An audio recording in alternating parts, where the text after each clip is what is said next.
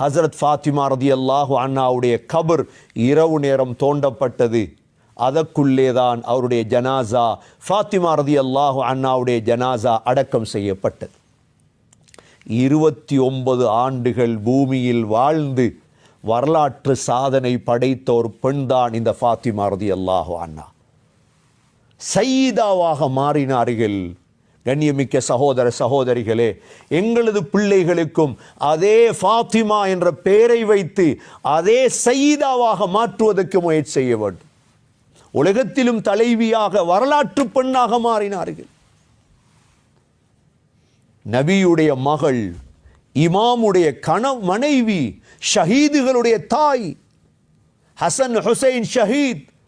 ஹசன் ரதியல்லாஹு அன்ஹு ஷஹீதாக்கப்படும் பொழுது, மௌத்தாகும் பொழுது சொன்னார்கள், என்னுடைய ஜனாசாவை கொண்டு போய் என்ற உம்மாக்கு பக்கத்தில் தான் அடக்கும்.